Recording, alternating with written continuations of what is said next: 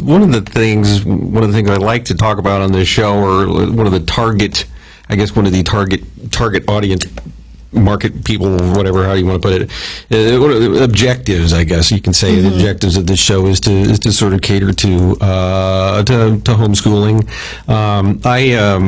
It's kind of funny. I was talking with an associate of mine the other day, and I think it's really interesting that when I was a kid growing up, to learn about kids that were not in school, not officially in school, right, that it was kind of a bizarre thing. Yeah. And it was kind of an unusual thing. It was usually based upon unusual circumstances. Or they were in areas that were just so extremely rural and cut off from the world that that it wasn't an issue.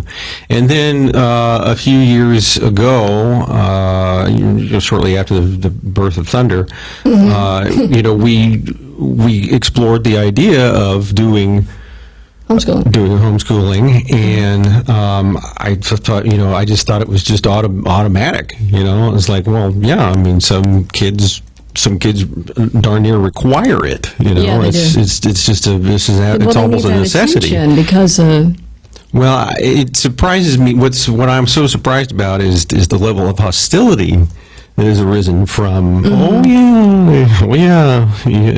has risen from the anti homeschooling league, I guess you can say. I don't know. I mean, people who are established teachers and such. Now, if you're an established teacher and you know how to teach and you know how to teach the kids, I mean, you're not bothered by it. The ultimate goal is to make sure that no students left behind, and then everybody's receiving a proper education. And if it has to be done at home and away from certain elements or environments, more power to you. So that's what I'm trying to cater to, and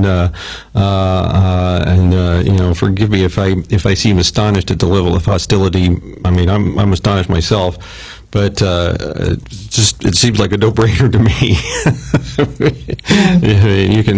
You can lash out at me all you want, but I mean, I think it's a fantastic cause and a fantastic thing to support, and I think we should support people that are doing this kind of thing. And here in the DFW area, we have such wonderful support for homeschoolers.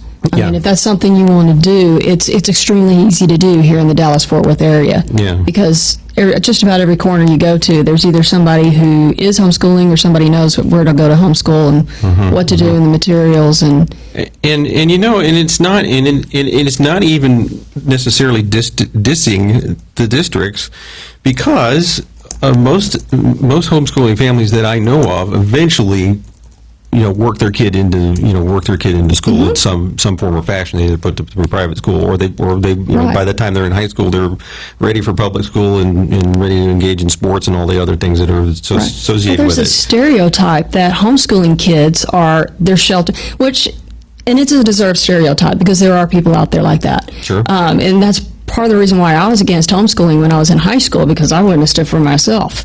I mean, most people, they think of homeschool kids that they're sheltered, they're over-religious, they're not participating in sports, they don't have a whole lot of friends, and quite frankly, when they get to college, they're not going to be prepared. Which is really, when I came to the Dallas-Fort Worth area, I found out really not true, at least not around here.